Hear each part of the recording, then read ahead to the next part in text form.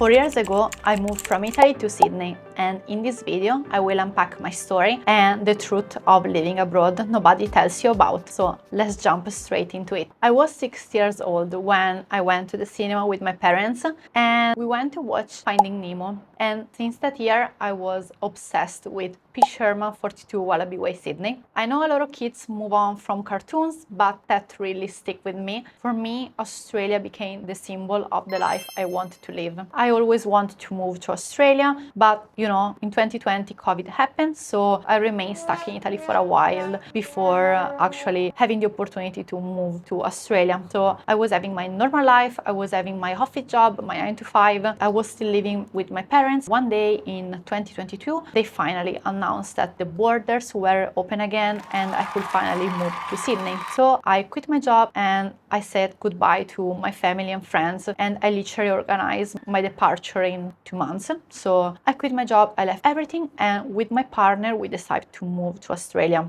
And that's when everything changed for us. And what's crazy to me is that I didn't really cry at the farewell party I organized with my friends. They were crying. I was like, why are you crying? And I didn't even cry at the airport when I saw my mom's crying when she said goodbye to me. At the time, I didn't realize what was happening. I didn't realize that I was actually leaving. Moving abroad will save your life, but first you need to be ready because it will break it. Let's say you're moving at 20 years old.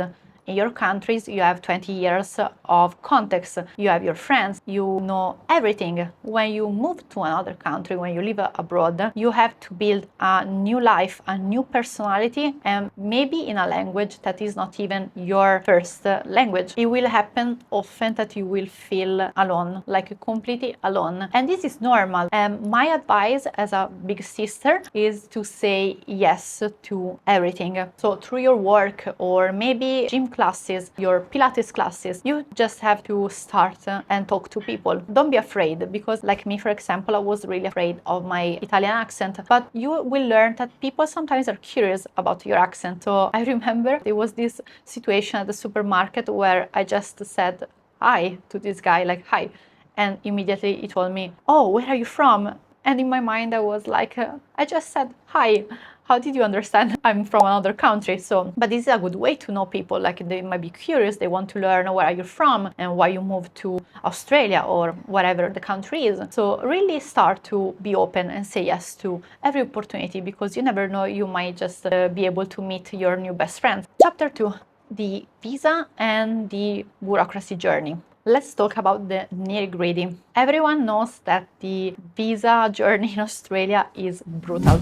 It's expensive, it's confusing, and it's emotionally draining. So I'm talking for Australia in particular because I live here and I had this experience here in Sydney. However, I think this is pretty much common in all the other countries in the world. So really be ready to face the brutal reality of all the visa bureaucracy. My advice is to save more money than you think, because if you want to stay, you will have to go through a lot. Like, the application for the visa is long, unless of course you decide to apply with an immigration agent, but you still have to gather all the documents, which is a long process. So my advice here is that to save more money than you think and start gather all the documents as soon as possible. Like, if you're coming to Australia and you think you just want to do like a 1-year experience, maybe it's fine. But in my case, we really came here with the idea of staying in the long term, so which means apply for a sponsor visa or other type of visa.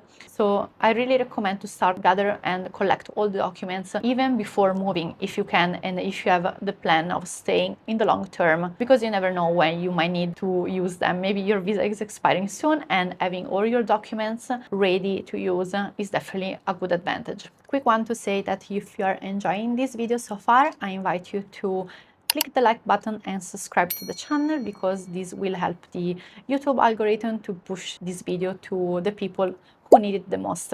Chapter 3, the rent war and the job hunt. Okay, so let's talk about the rent war, especially here in Sydney. Finding a place for rent is just insane. It's crazy. I don't know in the other cities, but here in Australia, especially in Sydney, finding a place for rent is just insane. Like, it's draining, because unfortunately there is a lot of competition for the offer, So it will happen that you go for an inspection and you will find 100 people lining up that they are interested in the same apartment as you, and you might feel like, oh my gosh, how I'm gonna make it. So really be prepared. And of course, if you are just moving, you might want to go to a hostel at the beginning, to a shared apartment, because I feel like finding a room in a shared apartment or a shared house is way easier than getting a rent for like an entire apartment or an entire house, because it requires a lot of more documents, a lot of more proof, like they want your payslips,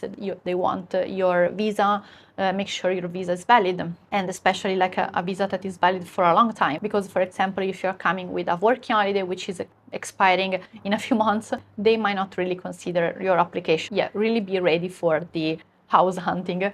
And the second thing is the job hunting. And here it really depends of the industry, because for example, if you work in hospitality and you come in Australia, everyone says it's pretty easy and quick to find a job in hospitality. So usually those type of jobs are pretty easy to find.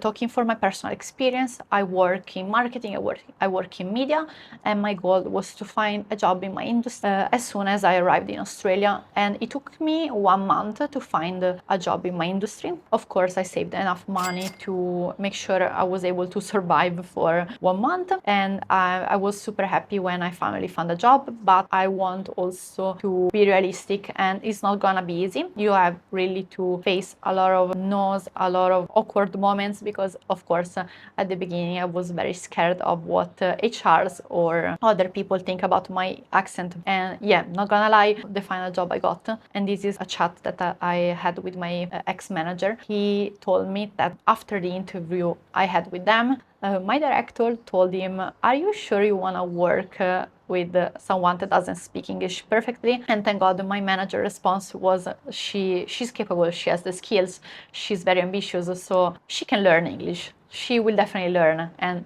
here I am. That's why I decided to overcome this fear and start making contents in English and not Italian, even though making content in Italian will be easier for me because it's my first language, but I want to challenge myself and really give myself this opportunity also to improve my English skills. And I remember I've done countless calls, meetings, and I got so many no's for all the reasons, like probably they didn't trust my visa situation because I was with a working holiday, or maybe I wasn't convincing enough because my English was still a little bit, not as great as it is now. I mean, not now my English is great, but it's definitely better than the English level I had when I moved to Australia. So even if you're getting countless no's, just don't give up, really focus on your goal. You will be surprised that in the end you might get 1 yes, or in my case I got 4 yeses. Really don't give up, you got this.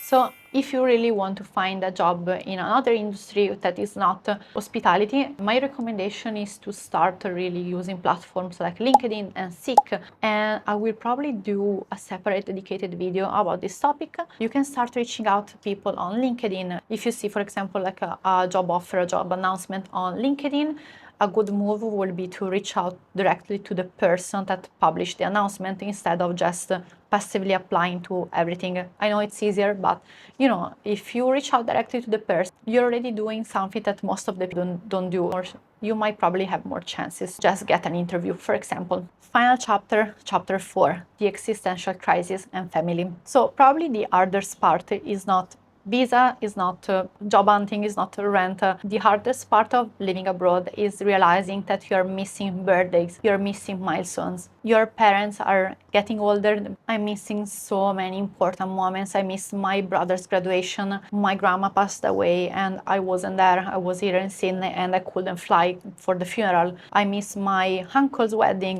one of my best friend's wedding. I miss so many moments. And sometimes you think, oh, is that worth it? And honestly, I don't really have the answer for that. But I'm very grateful that I have a family and I have friends that they support me. And of course, they are not mad at me if I couldn't make it, because flying back home is so expensive. It requires to take annual leave. If I go back home, usually I want to stay for like at least 2-3 weeks or even 1 month, because I want to make sure to have enough time to spend with my family. You realize that you might have existential crises every month pretty much, and you think, oh, it's worth it, I want to go back home, I miss my family. So many really dark moments. You might ask, what am I doing here? And this is perfectly normal. This is the cost of growth.